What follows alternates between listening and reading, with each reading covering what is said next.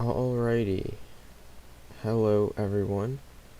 So we will be starting our next project in our Python mini projects course, and it's a game that is it's one of the oldest games out there, and it's a very basic game, one that is pretty easy to conceptualize, but is a little hard to program. And in order to get to the step of being able to even program this game, we will actually need to take a couple of steps back and instead go ahead and actually learn some more programming, so we can kind of sharpen our skills and really understand what's going on. So the game I'm talking about is the one and only Pong game. Pong is really old game. Its initial release date was November 29th, 1972. Really long time ago. So it's a very common test of whether or not you're proficient in certain parts of programming, and that's what Pong game is meant to test. It's a very good game to test your all-around skills, especially as it is a it's a player versus player game, and there's a lot of different things that we have to go ahead and account for. So first off, when we go ahead and we look at the game, we want to just kind of know how it works. So if we're to go ahead and just click on the Pong game, any website will do. There's a lot of versions of it online. So we will go ahead, go on easy, and you can see that the entire point of the game is to try and block this ball from crossing your side. So if I were to just let it go over there, then the other side would gain 1 point. So I'm on the right side, and you can see that it's a game that it has certain mechanics that allow the ball to kind of move around the map, even though we both know that the ball isn't actually moving, but the coordinates are simply changing every time. And so the computer is actually doing some pretty intensive calculations in order to make sure that it gets down the right coordinates in which we want the ball to go to, right? So it's a fun game, and when you're looking for like a project to do, this is one of the perfect programs for this. So the skills that we will need in order to really learn about this game is the main thing is going to be something called class and objects. And class and objects is it's an entire section of programming that entire courses are based on this. It's really long, really intensive. There's so many different things you can do, but the basis behind class and objects is essentially the class will create a sort of template, and this template is used and created, and once this template is created, it can be used over and over again. And each time you use this kind of template, what you're doing is you're making a new object, and this new object is it's going to be similar to all the other objects that were created by this certain template. An example of this would be if I were to go ahead and create a class called car. So in order to just kind of really understand what's going on, we can write this down and kind of show the flow of logic. So let me open a notepad. Alright, so if we are to go ahead and create a class called car, right, inside car we can define multiple things. We want to define the height of the car. We want to define the color of the car. Say the number of wheels. So we'll leave it at those three for now. And when we go ahead and we program the class, these three different attributes of the car are not defined. So essentially, we have a car with height unknown, color unknown, and we don't know how many wheels there are. So I'm going to go ahead and I'm going to create an object. And this object is going to be called car1. Okay. Car1, we go ahead and we make it, and we go ahead and we use class car. So using class car. Now, when we go ahead and we use this class, what happens is we go over here, and these three attributes now need to be defined. What do I mean by defined? Well, now we have to go ahead and say height is 10 feet. Color is red, and the number of wheels is 10. And now we can go ahead and we can see, oh, that's what class means. So we can kind of see how this is being used as a template now. And if I am to go ahead and create a second object, say car2, and we are still going to go ahead and use class car, we can go ahead and make this time the height, say, 20 feet. We'll make the color blue. And we will make the number of wheels, say, 5. Right. So we can see that these three values are now allowed to change throughout the different objects that we make. And that is something that is unique to this kind of class and object method of doing things. Well, the entire background of why would we go ahead and want to use a class and object in the first place? Why can't I go ahead and just program car1 to have these attributes and car2 to have these attributes? Right? There's nothing preventing me from writing two pieces of code to define these two different things. Well, there is a slight problem with this kind of approach. And that approach, what's so wrong with this approach is that what's happening is we are actually going to be repeating code, because everything aside from the actual values is going to be the exact same between these two objects if I were to make them individually. Take a moment, make sure that really sinks in, because we have to really think about it and understand it in order for class and objects to make sense, right? Class and objects are used in order to save space in our code, in order to simplify it, make it easier for us to follow. And making this kind of template for us does that for us, right? Another example of kind of shortening our code is something that we're a little more familiar with, and that is going to be functions. So functions and classes, they belong to a certain category known as code reuse. Code reuse is it's a name that kind of gives its own definition away.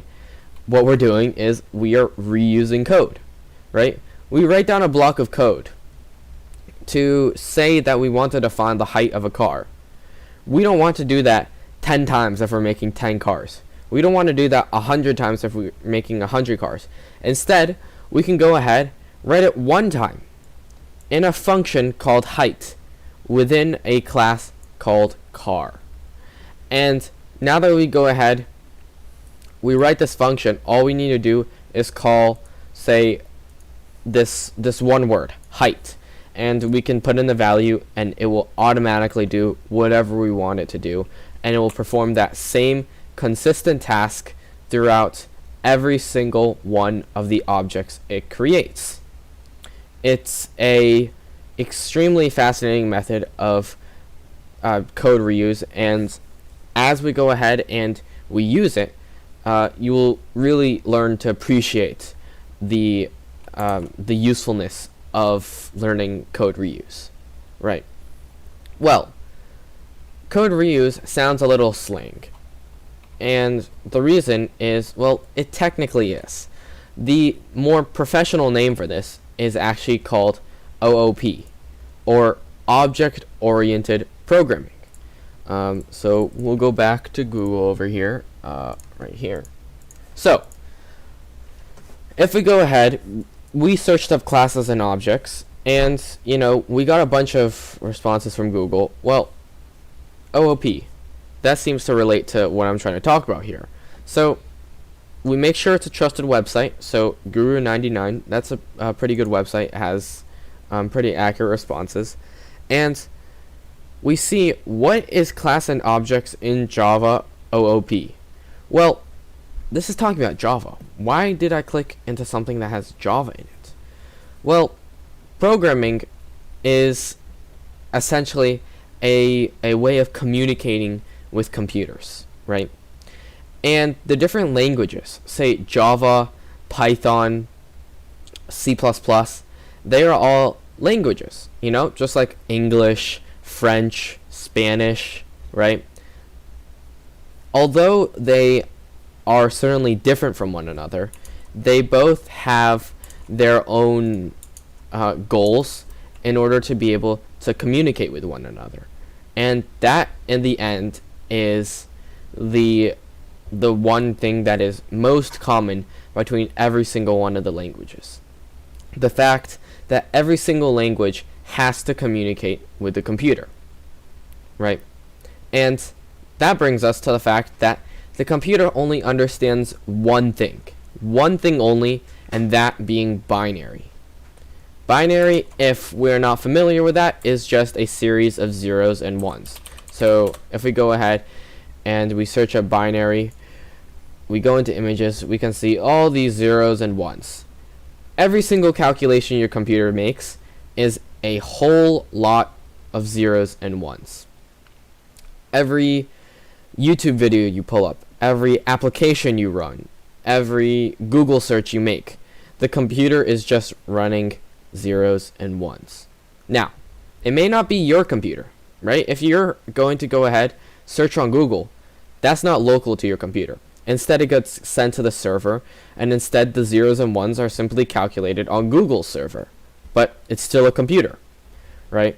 So, going back to our discussion on class and objects and OOP, well, for now we can go ahead and completely ignore Java, right? Instead, we can take this as what is class and objects in programming OOPs. Well, as we can see, this article clearly says classes and objects are fundamental in the implementation of OOP. So, it goes ahead, explains how we make a class.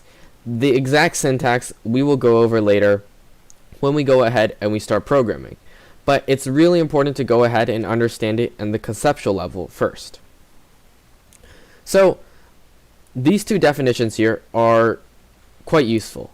And making sure you understand what's going on here is going to be really important in moving on. So I will give you guys about a minute to go ahead and read exactly what is happening, what is going on, right?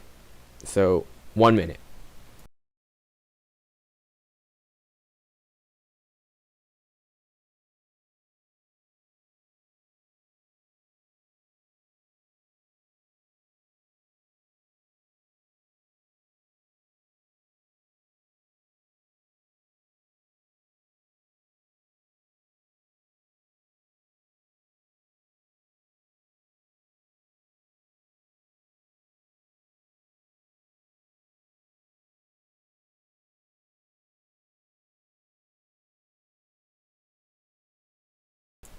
Alright, so hopefully you were able to kind of grasp this definition in this passing minute.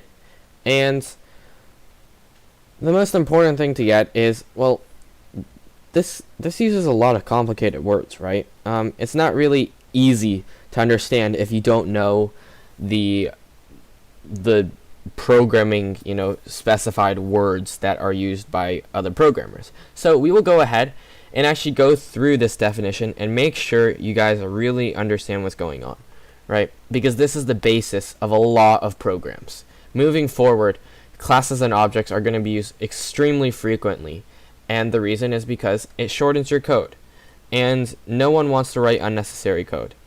There's no reason to. It's harder to go over a review in case you do something wrong. It's oftentimes a lot more cumbersome to go ahead and write the code in the first place, right? Because you go ahead, you write this code, and you make a mistake in it, and suddenly you have 4 times the amount of code than you could if you just went ahead and wrote classes and objects. So, a class in object-oriented programming is a blueprint or prototype. So, similar to how I was trying to define it as a template, right? It's something that is used to create an object, essentially. It's not a specified, hard defined object, right? It's something that is defined. It's loosely defined, so that when you make an object, you can go ahead and just fill in those blanks. That is the most important part. That is what needs to be gotten, right? It's essentially just a template, and the template defines variables and methods or functions common to all Java objects of a certain kind. So again, we can go ahead, completely ignore the word Java in it. So we go ahead and read that again, and we see defines the variables and methods or functions common to all objects of a certain kind. What this means is that it sets this template here. It defines every single variable that is going to be inside the object created. And once this object goes ahead and is created, every single variable and method is accessible within every single one of the objects. It's a common thing that is found in every single one. That is the essence of a class, right? There are tons and tons of videos online on classes and objects, tons of coding examples as well. So it's really important to make sure you go ahead and understand what's going on here, and don't be afraid to ask questions or anything like that. So we move on to the second half of classes and objects, the object. So the object in OOP is a specimen of a class. Well, what in the world is specimen? That's kind of a fancy word, right? Well, what it means by specimen is essentially a subgroup of the class. It's created from the class, right? It's not something that's entirely unique, that's like, it's completely different from the class. No, it is based off of the class, right? It's not a different thing necessarily. Rather, it's a similar object created from this class. And we can create infinite objects off of a singular class. There are no limits to the amount of objects that can be created. Obviously, there's no reason to make an unneeded amount of objects, right? You only want to make however many you want to create. So now that you've been presented with these new definitions, I just want you guys to make sure you really understand what's going on. So I'll give you guys about a minute to think about what I just said, ask questions if you have any, and if you don't, then I'll go ahead and move on after a minute.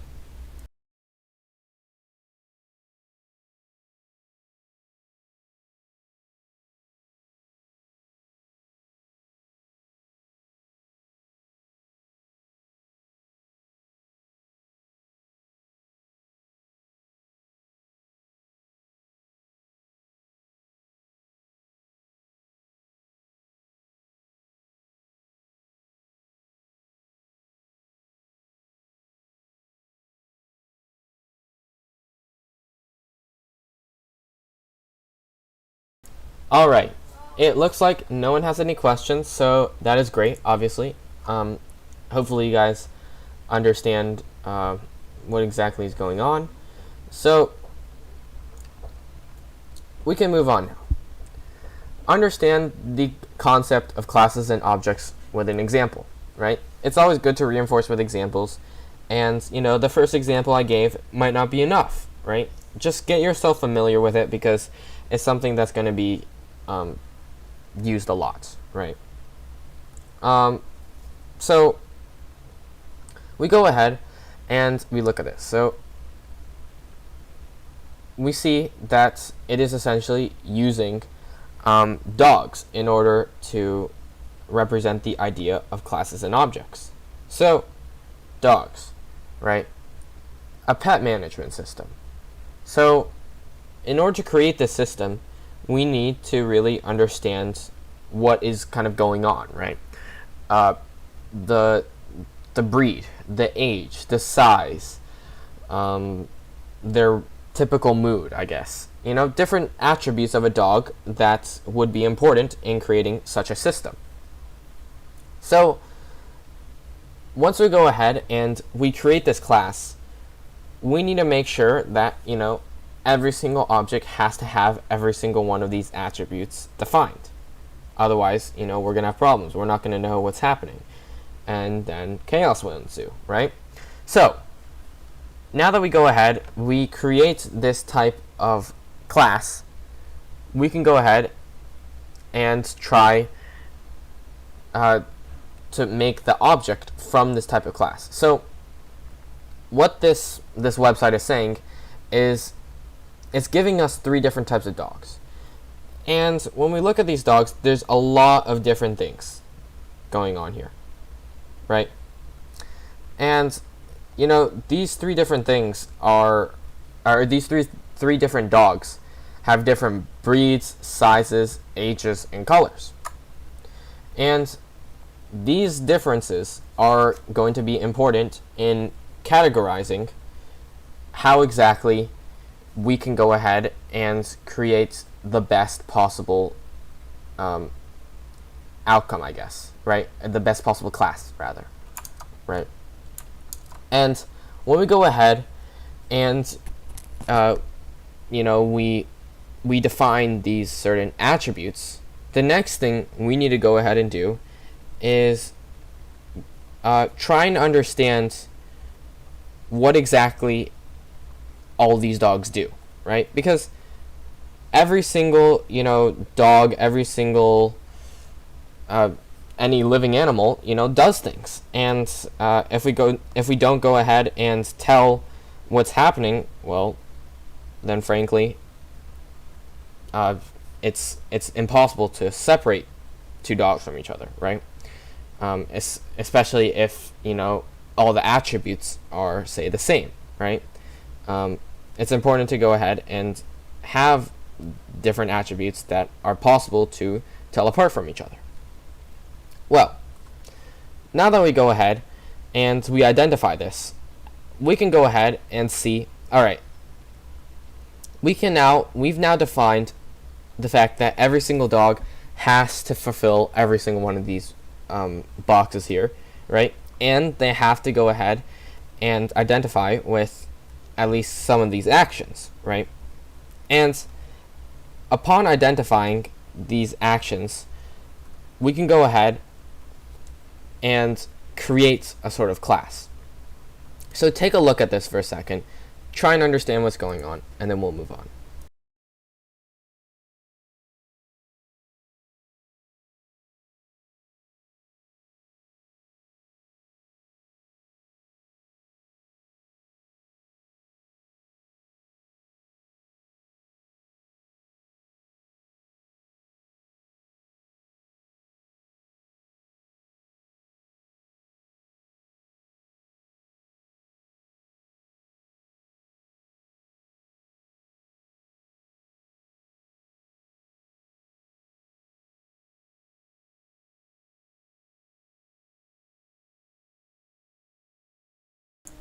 Alright, so we go ahead, we look at this. So we defined every single one of these things, in the list up here. Now we go ahead, we make sure we split it up, and we organize it accordingly. When we go ahead and we organize this, we can just put it into boxes like this. Make sure we know exactly what's going on. Each one of these is a data member. What a data member is it's essentially something that stores data. If we go ahead and we go down here, we look at it, each one of these data points is, it stores the breed, Neapolitan Mastiff, Maltese, and Chow Chow, and they have different sizes, different ages, and different colors. And we can see that is what tells them apart mainly, right? And the methods are what they can do, their actions. They can eat, they can sleep, they can sit, they can run. So this is a brief kind of overview over the general idea of a class. And once we go ahead and we go over this general idea, we can see that there's a lot of different sub-classifications of classes, and that's because there's so many different uses for them. There's no use in going over those ones because just getting over the general idea of it is the most important part. So if you want to go ahead and review over what has been said over here, I have put the article inside the chat, so you can go ahead, look at that right now if you want, or look at that later. It doesn't really matter. We can now jump into a bit of programming. This programming portion is not going to be starting on Pong quite yet, because we want to make sure we can familiarize ourselves with the idea of classes and objects.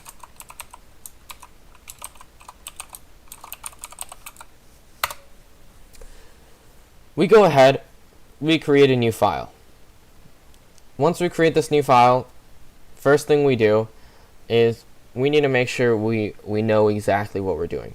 In our case, we are trying to create a class, right? We're going to say create a class based on our car.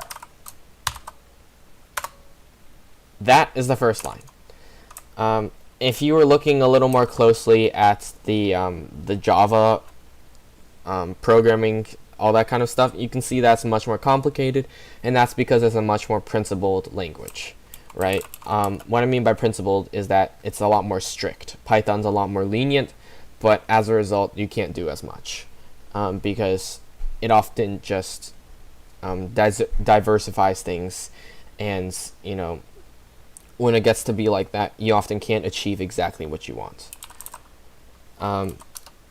So we go ahead, we look at class car, and we want to know our attributes. So our attributes are going to be, say, size,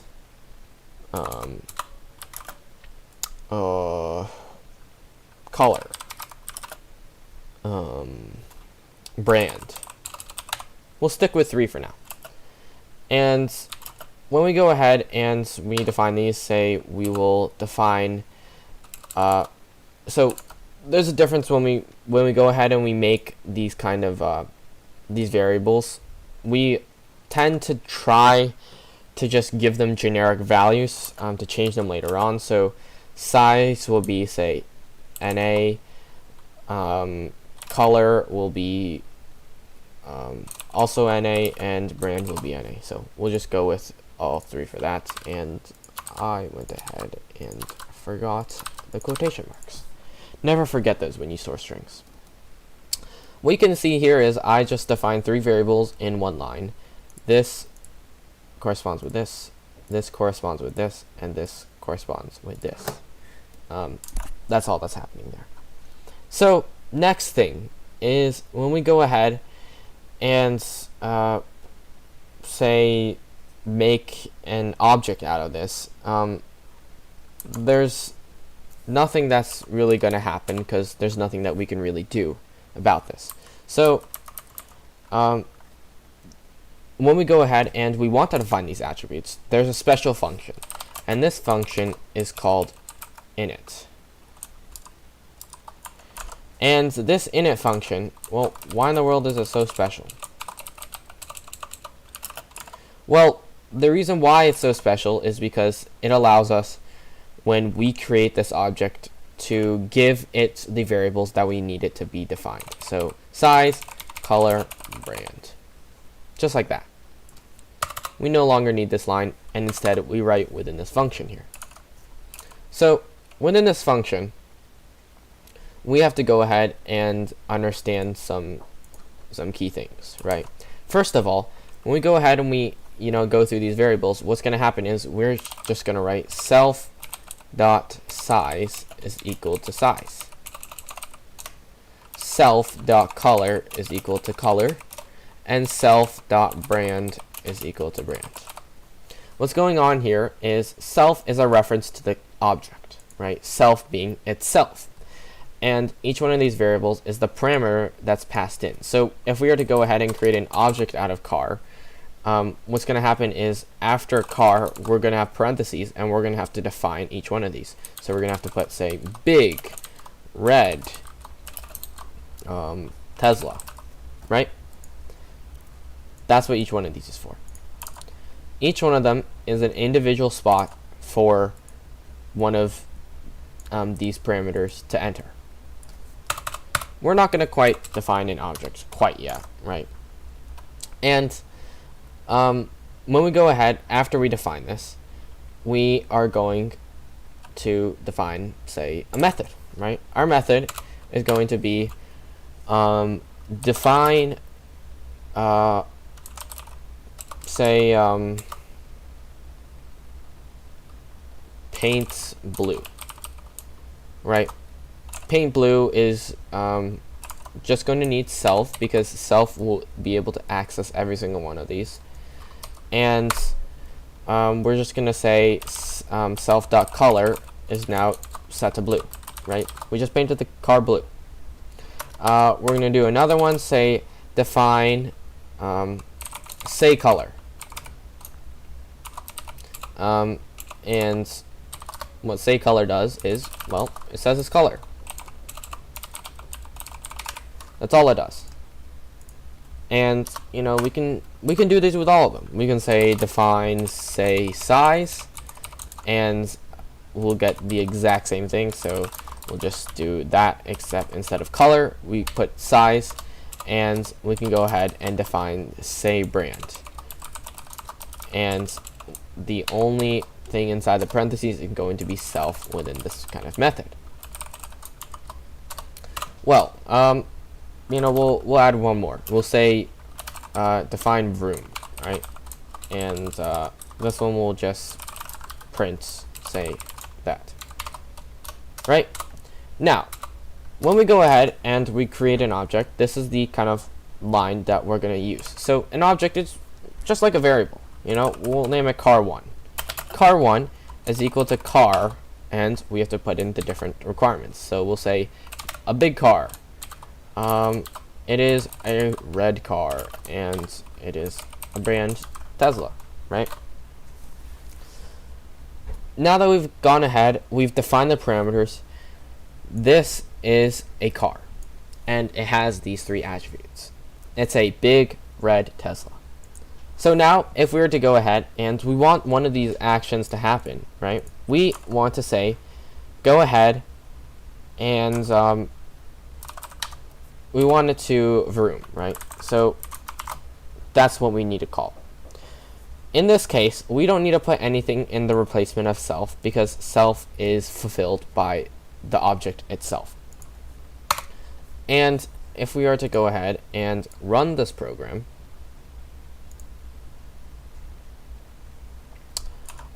that would be a problem. I don't think I exactly defined this init function correctly. Let me fix that up real quick. There we go. I spelled init wrong.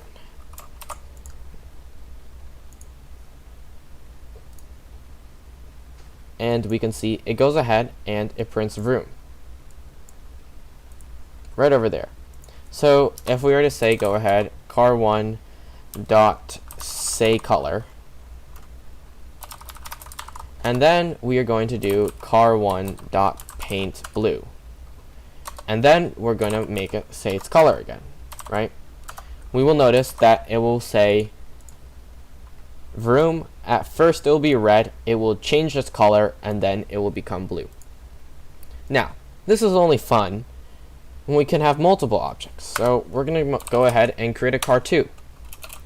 And car2 is going to be small, it's going to be purple, and it is going to be a Ford. And just to go ahead and see that everything kind of stays the same here, we are just going to copy and paste those exact methods here and change every single one of the names to car2. So when we go ahead, we run this, we can see this is the first part. Vroom, at first it's red, and afterwards it's blue. And then we have vroom, first it's purple, and then it's blue. So we can see this is classes and objects in work right here. Very, very simple block of code. Nothing much going on at all. It's just, a simple example of classes and object. So that wraps up our class for today. I do not have anything else for you guys. If you have any questions, feel free to ask them. I will be happy to go ahead and answer them. If you do not have any questions, then thank you for stopping by, and we will continue our class next week. Thank you.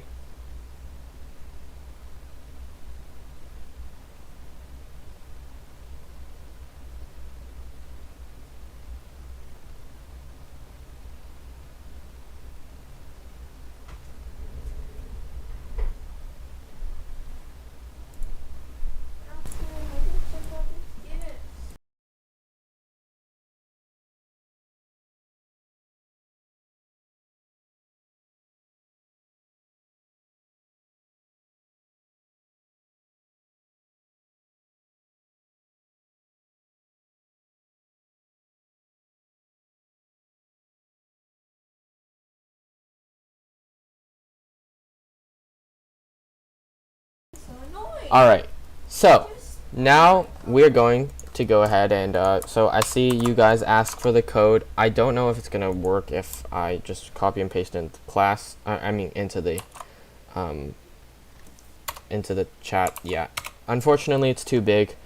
If you're willing to go ahead and stick around, I can go ahead and make it into a tiny URL real quick.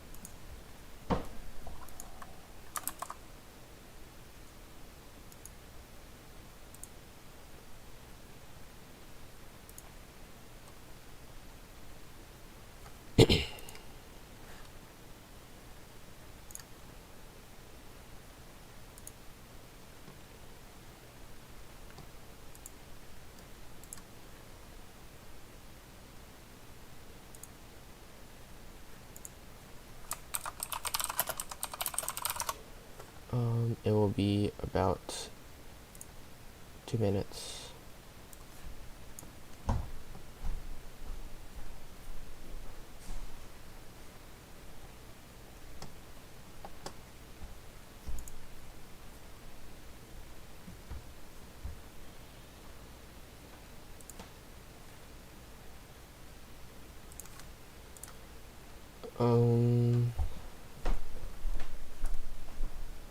Alright, unfortunately it's not working. I will go ahead and send out